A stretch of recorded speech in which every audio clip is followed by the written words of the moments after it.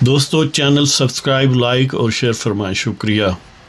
بسم اللہ الرحمن الرحیم، الحمدللہ رب العالمین والصلاة والسلام علی خاتم النبیین پاک وز محمد منشا۔ السلام علیکم، کیسے ہیں جی؟ پہلے آج کے پروگرام کی سرخیاں۔ امریکی اپنی پوری طاقت سے نیازی قذاب کی مدد کرنے کی کوشش کر رہے ہیں، کیا نتیجہ نکلتا ہے؟ نمبر 2، شوکت عزیز صدیقی جو سابق جج ہیں اسلام آباد ہائی کورٹ کے، ان کو ہٹائے جانے کا جو پروسیس ہے، جو نوٹیفیکیشن ہے، اس کو انویلڈ کر دیا گیا۔ نمبر 3 کہ پی ٹی آئی کا سائز جو ہے مسلسل قومی اسمبلی میں سکڑ رہا ہے۔ تو آتے ہیں امریکی کوششوں کی طرف کہ آپ کو یہ تو پتہ ہی ہے کہ 3 فیکٹرز ہیں جو ایٹ پلے تھے نیازی قذاب کی حمایت کے لیے، جس وجہ سے جو امریکن ہاؤس آف ریپریزنٹیٹیوز ہے، اس کی جو فارن افیئرس کمیٹی ہے، جو ولسن جس کے سربراہ ہیں، اس میں اس ڈونلڈ لو جو کہ اس مبینہ جو نیازی قذاب نے اپنے ایک جھوٹا ڈرامہ رچایا تھا، اس میں ایک کی فگر کے طور پر تھے، ان کو بلایا اور نیازی قذاب کے حق میں بہت سارے سوالات کیے گئے۔ اگرچہ اس میں جو نیازی اور اس کے ہم نواؤں کی یہ کوشش تھی کہ یہ ان کے حق میں کوئی سالڈ معاملہ آئے، وہ تو نہ کر سکے، لیکن بہرحال صرف خالی ہاتھ بھی نہیں رہے۔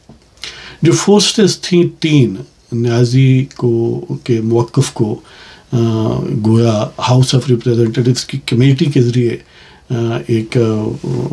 یعنی اس کو کلاؤٹ دینے کے یا اس کو ایک ایکسیپٹنس اور میڈیا میں لائم لائٹ دینے کی، وہ نمبر 1 تو یہ تھی کہ وہاں کی قادیانی کمیونٹی، جس کے ایک کیلیفورنیا کے ڈاکٹر گویا سرخیل ہیں، وہ اور باقی جو اینٹی پاکستان فورسز ہیں وہ بڑے فعال ہیں، دامے در میں سخن قدمے نیازی قذاب کو سپورٹ کرتے ہیں۔ کیوں؟ اس لیے کہ نیازی قذاب بہرحال ان کی امیدوں کا سب سے بڑا مرکز ہے اس وقت۔ نمبر 2، نیازی نے جو آپ سے زکوٰۃ، صدقات، خیرات میں یا بعض لوگوں کو یہ چکمہ دے کر کے کوئی پاکستان کے مفاد میں کام کر رہا ہے، چندے لیے، تو ان کو یوز کر کے جو ملینز آف ڈالرز کی لابیسٹ فرمز ہائر کی ہیں، ملٹیپل لابیسٹ فرمز، ان کی کوششیں کہ وہ کانگریس مینوں سے رابطہ کر کے، سینیٹرز سے رابطہ کر کے میڈیا میں بیانات دلواتی ہیں، جو بائیڈن ایڈمنسٹریشن ہے اس پر دباؤ ڈلوانے کی کوشش کرتی ہیں۔ تو ایک وہ فیکٹر ہے۔ اور تیسرا فیکٹر جو ہے وہ یہ ہے کہ جو صہیونی طاقتیں ہیں، وہ جو غزہ میں ظلم و ستم برپا کر رہے ہیں، جو ظاہر ہے پاکستان کو ہمیشہ جو بری نگاہ سے دیکھتے ہیں اور ان کے کوئی پلان ڈھکے چھپے نہیں ہیں، ان کا کیونکہ ایک طرح سے یہ لخت جگر ہے جی، وہ جو برطانیہ کے سنیارے ہیں نا، سنیارے پنجابی کا لفظ ہے لیکن کوئی بات نہیں، آپ اردو میں بھی رہنے دیں۔ تو جو برطانیہ کے سنیارے ہیں، آپ جانتے ہیں کہ اس حوالے سے ان کی تو الٹیمیٹ اب نسل بھی ایک ہے، ایک ہی گھر کے گویا چٹے بٹے ہیں۔ اگرچہ وہاں پر ملٹیپل بوائے فرینڈز موجود ہوتے ہیں، سابق، موجودہ اور آئندہ والے، اور وہیں خان صاحب بھی وہ گوڈے کے ساتھ بیٹھتے ہیں جی۔ تو صہیونیت کے لیے یہ کوئی عجیب بات نہیں۔ تو بہرحال ایک صہیونی فورسز، دوسرا زندیق اور قادیانی فورسز اور ساری جو اینٹی پاکستان ہیں، اور تیسرا وہ لابیسٹ فرمز، ان سب کا کولیکٹیو امپیکٹ تھا کہ وہ سینٹ کی جو foreign affairs committee for south Asia ہے، اس میں ڈونلڈ لو کو بلایا گیا۔ اس میں جو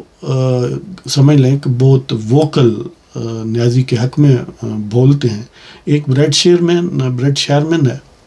اور ایک ہے ٹم برشٹ۔ یہ دونوں ریپریزنٹیٹیوز ہیں، لیکن مزے کی بات یہ ہے کہ ایک ٹم جو ہے وہ ریپبلکن ہے اور بریڈ جو ہے وہ ڈیموکریٹک جو پارٹی ہے اس کا ہے۔ اور وہ جو ڈاکٹر قادیانی ہے کیلیفورنیا کا، جو اس کیمپین کا گویا سرخیل ہے، وہ بھی ڈیموکریٹک کینڈیڈیٹ تھا، اگرچہ اسے شکست ہوئی کیلیفورنیا سے۔ اب انہوں نے الٹیمیٹلی پریشر ڈلوا کے وہاں سے یہ اسٹیٹمنٹ جاری کروائی دونوں لوگوں کو گویا انسٹرکٹ کیا اور پھر جو اسٹیٹ ڈپارٹمنٹ ہے اس کو پریشرائز کرنے کی کوشش کی، انفلوئنس کیا کہ جو امریکی سفیر ہے پاکستان میں وہ نیازی قذاب کے ساتھ جا کر ملاقات کرے اور اس کے گریونسز سنیں۔ آپ امیجن کریں وہی نیازی قذاب جس کی اپ کیپ پر، جس کے مینٹیننس پر 7-8 لاکھ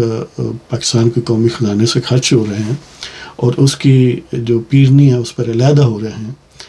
وہ اس کے غم میں روئے جا رہے ہیں، گویا ماتم کنہ ہے امریکی بعض نمائندے۔ اور یہ بھی عجیب بات ہوگی آپ کے لیے کہ امریکیوں کے لیے ایک ہی ہے جس پر انہیں کا اجماع ہے، صہیونیت اور اسرائیلی ریاست، اس پر ریپبلکن اور ڈیموکریٹس دونوں گویا ان کمپٹیشن رہتے ہیں کہ کون ان کا سب سے بڑھ کر حامی اور وفادار ہے۔ اور یہاں پر بھی دیکھیں بریٹ شیرمن جو ہے وہ ڈیموکریٹک ہے اور ٹم جو ہے وہ ریپبلکن ہے، اور دونوں یک آواز دو اپوزٹ پارٹیوں ہونے کے باوجود نیازی قذاب کی حمایت کے لیے دونوں متحد ہیں۔ تو بہرحال اب یہ سمجھا جا رہا ہے کہ پاکستان پر دباؤ ڈال کے وہاں کا جو امریکی سفیر ہے پاکستان میں وہ ملنے جائے گا، یہ گویا پائپ لائن میں ہے نیازی قذاب سے، اور ظاہر ہے جب ملے گا تو یہ بھی بات ہے کہ کیا کہے گا نیازی، اسے یہی کہے گا کہ حکومت جو ہے اس کو تنگ کرے، اور وہ باہر آ کر کوئی نہ کوئی ترچھی بات ضرور چھوڑے گا جو امریکی سفیر ہے۔ تو اس سے کیا ظاہر ہوتا ہے؟ اس سے ظاہر یہ ہوتا ہے کہ بنیادی طور پر عمران خان CIA کا اثاثہ ہے، امریکی اسٹیبلشمنٹ کا ٹاؤٹ ہے، لیکن اس نے کمال مہارت سے، اور وہی جو انٹرنیشنل صہیونیت کے کنڈے ہیں کہ ان کے میڈیا کو یوز کر کے، انہی ٹیکٹکس کو یوز کر کے ود ان کنٹری، اور بہت سارے وہ فنڈز جو آپ کے زکوٰۃ صدقات خیرات کے نام پر لیتا ہے، اور بعض پاکستانی جو یوتھیاز ہیں ان کو اس انداز سے ٹھگتا ہے کہ گویا کو پاکستان کی خدمت کرنے والا ہے، اور انہی پیسوں کو یوز کر کے وہ لابیسٹ کو ہائر کرتا ہے اور اینٹی پاکستان ایکٹیویٹیز میں ملوث رہتا ہے۔ تو عام طور پر جب کوئی ڈیول سٹیزن ہو یا صرف امریکن سٹیزن ہو اور پاکستان میں یا اس ٹائپ کے کسی اور ملک میں پکڑا جائے کسی کرائم میں، تو یہ ایک کونسلر ایکسیس اسے دیتے ہیں یا سپورٹ دیتے ہیں، جاتے ہیں ان سے پوچھتے ہیں یا متعلقہ حکام سے معلومات لیتے ہیں وغیرہ وغیرہ۔ لیکن اب کہنے کو تو نیازی قذاب صرف پاکستان کا شہری ہے، لیکن حقیقت یہی ہے کہ صرف پاکستان کا وفادار نہیں ہے، باقی پاکستان کے ہر دشمن کا وفادار ہے۔ وہ یعنی صہیونیوں کا ٹاؤٹ ہے، وہ قادیانیوں کی امیدوں کا آخری سمجھ لیں کہ سیاسی مرکز ہے، اور وہ جو امریکی یعنی لابیسٹ فرم کے پالتو ہیں وہ ان کا بھی منظور نظر ہے۔ تو اب دیکھتے ہیں کہ کیا حکومت اس پریشر کو ہینڈل کر پائے گی۔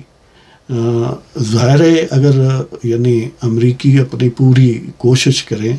امریکی گورنمنٹ کوشش کرے تو بہت کچھ پاکستان کو پریشان کر سکتی ہے۔ بہت سارے ٹینٹیکلز ہیں، انٹرنیشنل فنانشل انسٹیٹیوشنز ہیں ود ان کنٹری جو اس ٹائپ کے ٹاؤٹ ہیں IK یعنی نیازی قذاب جیسے سیاست میں یا بیوروکریسی میں یا ایون کسی باوردی بیوروکریسی میں، تو وہ ان کے ذریعے ظاہر ہے حکومت کو زیر دباؤ بھی لاتی ہیں، حکومت سے کو ڈکٹیٹ بھی کروانے کی کوشش کرتی ہیں۔ یہاں تک تو میں سمجھتا ہوں کہ یہ ڈکٹیشن ہوگی کہ اس سے ملا جائے گا، اگرچہ حکومت کو مزاحمت کرنی چاہیے، لیکن اس طرح کی جو کرائسس میں ایک حکومت گویا ڈوبی ہوئی ہو سر تا پا، تو اس سے اتنی بوڑھ مزاحمت مشکل ہے، لیکن یہ بھی ہمیں امید ہے کہ وہ ملیں گے ضرور، وہ لابیسٹ کے پیسے تو کھڑے کریں گے، اور کچھ اور جو یعنی ان پیڈ لابیسٹ ہیں یعنی باقی کردار جن کا میں ذکر کر چکا ہوں، ان کو بھی کسی حد تک اپیز کریں گے، لیکن بہرحال نیازی قذاب کو وہ کچھ حاصل نہیں ہو سکتا جو وہ چاہتا ہے، اگرچہ جو ہم چاہتے ہیں شاید وہ بھی اس پر اپلائی کرنا مشکل ہو۔ یہ ٹھیک ہے کہ وہ چوری چکاری میں سزا یافتہ ہے، وہ بدکاری میں بھی سزا یافتہ ہے، یہاں تک کہ امریکی ریاست کیلیفورنیا کی عدالت نے ہی اسے ایک حوالے سے، جس کو الٹیمیٹلی یہ کہا جا سکتا ہے بدکاری میں ملوث اور سرٹیفائیڈ بدکردار آدمی ثابت کیا ہوا ہے، لیکن اس کے باوجود بہرحال پاکستان میں وہ جیل میں ہونے کے باوجود زندگی کو انجوائے کر رہا ہے، پولیٹیکل ایکٹیویٹیز جاری ہیں اور جتنا اس سے فتنہ پروری ہو سکتی ہے وہ کر رہا ہے۔ تو بہرحال الٹیمیٹلی یہ ساری چیزیں جو ہیں وہ گولز کبھی حاصل نہیں کر سکتی جو وہ چاہتا ہے، یعنی اسے کہ دوبارہ پھر ایک نارمل سیاست میں اس طرح کٹاپلٹ کر کے بلڈوز کر کے وزیر اعظم بنایا جائے، یہ ممکن نہیں ہے۔ اور ساتھ وہ تیسرا پوائنٹ، چلو دوسرا بعد میں ذکر کرتے ہیں، وہ کہ پی ٹی آئی سکڑ رہی ہے۔ اور پہلے آپ کو پتہ ہے کہ عدل قیوم نعرہ جو NA81 گجرانوالہ سے جنہیں بظاہر شکست ہوئی تھی، ری کاؤنٹنگ میں وہ کامیاب ہو گیا نون لیگ کے، یعنی گویا نون لیگ کی ایک سیٹ بڑھ گئی اور پی ٹی آئی کی یا اس سپورٹر کینڈیڈیٹ کی ایک سیٹ کم ہو گئی۔ اس طرح اب لودھرا میں NA154 میں جو کانجو صاحب ہیں وہ جیت کے ہیں ری کاؤنٹنگ میں، 7300 سے بھی زیادہ ان کے ایکسیس ووٹ ہیں مقابلے والے کینڈیڈیٹ سے۔ تو اس والے سے ان کی سیٹیں مزید 2 کم ہوئیں اور نون لیگ کی مزید 2 بڑھ گئیں، اور اب تقریباً یہ پوزیشن ہے کہ جنرل سیٹس کے حوالے سے اگر دیکھیں تو 2018 میں جو سیٹیں جتنی اس کو پی ٹی آئی کو ملی تھیں کم و بیش اس وقت نون لیگ کو اس کے برابر قومی اسمبلی میں کوئی 1 آدھ کے فرق کے ساتھ مل چکی ہیں۔ اور ابھی ضمنی الیکشن جو آ رہا ہے وہ علیحدہ ہے، اور اس میں بھی یہ ایکسپیکٹڈ ہے کہ کیونکہ ان میں زیادہ تر سیٹیں جو ہیں وہ باہر نون لیگ چھوڑی ہوئی ہیں پنجاب کے حوالے سے، تو ظاہر ہے وہ بھی واپس ریکلیم اور اس کو وہ جیت جائیں گے۔ تو اس حوالے سے میں یہ سمجھتا ہوں کہ 2018 میں جو پی ٹی آئی کی بظاہر سیٹیں دکھائی گئیں ان سے نون لیگ کی سیٹیں ایکسیڈ کر جائیں گی۔ اس وقت کم و بیش کوئی 1 آدھ کے فرق کے ساتھ آپ کہہ سکتے ہیں تقریباً برابر ہے۔ تو ٹرینڈ گویا پی ٹی آئی کے سکڑنے کی طرف تو دیکھتے ہیں کہ ان کو یہ سکڑاپا کا جو مرض ہے وہ کب اور کہاں لے جاتا ہے۔ اب تیسرا پوائنٹ کہ شوکت عزیز صدیقی نے جو پٹیشن سپریم کورٹ میں دائر کی تھی اپنی مبینہ انلیگل ڈسمسل کے خلاف، سپریم جوڈیشل کونسل کے فیصلے کے خلاف، جس میں قاضی فائز عیسیٰ چیف جسٹس بینچ کے سربراہ تھے، 5 رکنی بینچ تھا، 4 باقی ججز امین الدین خان اور جمال خان مندوخیل اور حسن اظہر رضوی اور عرفان سعادت خان تھے۔ اب انہوں نے جو فیصلہ دیا ہے اس میں یہ کہا ہے کہ جو سپریم جوڈیشل کونسل کی اور رپورٹ یا اپینین تھی اکتوبر 11 2018 والی، جس میں انہوں نے پریزیڈنٹ کو ایڈوائز کیا یا وہ سبمٹ کی پریزیڈنٹ کو بذریعہ ظاہر ہے ایک نوٹیفیکیشن ڈیٹڈ 11 اکتوبر 2018، تو وہ جو ہے وہ یعنی انویلڈ ہے، انلیگل ہے۔ کیوں انلیگل ہے؟ سپریم کورٹ کے بینچ نے یہ ہولڈ کیا ہے کہ انہوں نے ڈیو پروسیس کو سپریم جوڈیشل کونسل جو اس وقت کی تھی اس کو فالو نہیں کیا۔ جو صدیقی صاحب نے الزامات اس وقت کے ڈی جی سی جو ISI کا ایک آفیشل ہے، میجر جنرل اس وقت کا میجر جنرل فیض حمید کے خلاف لگائے تھے، وہ ان پر یعنی سپریم جوڈیشل کونسل نے ایزیوم کر لیا کہ یہ جھوٹے ہیں، اور صدیقی صاحب کو یہ موقع ہی نہیں دیا کہ ان کو وہ سچ ثابت کریں۔ ایک بات، اگر ان کو موقع نہیں تو کم از کم خود انکوائری کروا لیتے، یہ بھی کام نہیں کیا، تو ایزیوم کر لیا کہ وہ غلط ہیں، لہٰذا یہ الزامات سچے ہیں یا جھوٹے اس کی طے میں گئے ہی نہیں ہیں، سمپلی یہ فرض کر لیا کہ یہ غلط ہیں اور اس کو مس کنڈکٹ قرار دے کے انہوں نے ان کو برطرف کر دیا۔ تو یہ گویا ڈیو پروسیس نہیں تھا۔ آرٹیکل 10A جو ہے وہ ایک فیئر ٹرائل کا موقع گارنٹی کرتا ہے کہ ڈیو پروسیس قانون میں ہوگا، ایکوالٹی بیفور لا وغیرہ وغیرہ۔ تو اس والے سے وہ کہتے ہیں کہ آئین اور قانون کی اور سپریم جوڈیشل کونسل کے قواعد و ضوابط کی، جس میں مس کنڈکٹ کو ڈیفائن کیا گیا، اور یہ بھی نہیں کہا گیا کہ کون سا مس کنڈکٹ یعنی کانسٹیٹیوٹ کیا انہوں نے۔ تو ان ایلیگیشن جن کے خلاف تھا ان کو بھی نہیں پوچھا گیا، اور جس نے لگائے تھے اس کو فارغ کر دیا گیا، لیکن یہ دیکھا ہی نہیں گیا کہ وہ سچے ہیں یا جھوٹے ہیں۔ تو اس والے سے گویا ان کے فنڈامنٹل رائٹس متاثر ہوئے ہیں، اور ان کا ہٹایا جانا جو ہے وہ غیر قانونی ہے، تو ان کو بحال کر دیا گیا۔ اب کیونکہ ان کی عمر جو کہ ہائی کورٹ کے ججز کی ریٹائرمنٹ ایج 62 سال ہوتی ہے، اس سے اوپر ہو چکی ہے، تو ان کو واپس جج تو نہیں بنایا جا سکتا، اس پوزیشن پر بحال نہیں کیا جا سکتا، لیکن یہ سمجھا جائے گا کہ وہ ریٹائر ہو گئے ہیں۔ تو اس کا نتیجہ یہ ہوگا کہ انہیں جو ریٹائرمنٹ کے مراحت ہیں، فوائد ہیں فنانشیل، یا ان کے بقول وہ سمجھتے تھے کہ فنانشیل سے زیادہ مجھے سٹیگما کو ریموو کروانا تھا کہ میں مس کنڈکٹ کا مرتکب ہوا ہوں یا میں نے یہ کوئی جھوٹے الزامات لگائے ہیں، اور وہ اب بھی مصر ہیں کہ ٹھیک ہے میں بحال تو ہو گیا، یعنی وہ سٹیگما تو ختم ہو گیا، میں ریٹائرڈ جج ہوں، ریٹائرڈ جسٹس ہوں، لیکن جو میں نے الزامات لگائے تھے اب بھی ان پر قائم ہوں، اب بھی ان کی انکوائری ہونی چاہیے۔ تو ہماری دستبستہ عرض ہے سپریم کورٹ سے کہ یہ اس میں تو کوئی شبہ نہیں کہ انہوں نے بہت قابل تعریف فیصلہ دیا ہے، اور عموماً اگر نارمل سرکمسٹانسز ہوں تو فیصلہ ہی سمپلی دینا چاہیے، لیکن کیونکہ اس میں ایک تو گروس مس کنڈکٹ ان ججز نے کیا جنہوں نے سپریم جوڈیشل کونسل کو کانسٹیٹیوٹ کیا اس وقت، کھوسا، ثاقب نثار وغیرہ وغیرہ، اس کی بھی کوئی ریمیڈی ہونی چاہیے، کوئی اندھا دھند انداز میں بالکل فیض حمید ٹائپ لوگوں کو گریٹیفائی کرنے کے لیے، ان کو خوش کرنے کے لیے اگر جسٹس کے نظام کو تہوبالا کرتے ہیں، کسی جسٹس کو ڈیو پروسیس کے بغیر علیحدہ کرتے ہیں، تو ان کا بھی تو کوئی سنوائی، یعنی ان کے خلاف بھی کوئی نہ کچھ انضباطی کارروائی ہونی چاہیے، وہ بے شک ریٹائرڈ ہی کیوں نہ ہو گئے ہوں۔ اور پھر یہ ہے کہ جو الزامات تھے ان کا بھی آخر ہونا چاہیے کہ انہیں کس نے یہ اختیار دیا تھا کہ ایک جج کے گھر پہنچ جائیں اور دھونس دھاندلی کرنے کی کوشش کریں۔ تو ان معاملات پر یعنی اگر یا یہ ہے کہ اس صورت میں اگر سپریم کورٹ یا سپریم جوڈیشل کونسل میں اتنا زیادہ ڈیلے کیا گیا، ظاہر ہے اس صورت میں سپریم کورٹ کا ہی کہا جائے گا کہ انہوں نے وہ پٹیشن جو ہے اس کو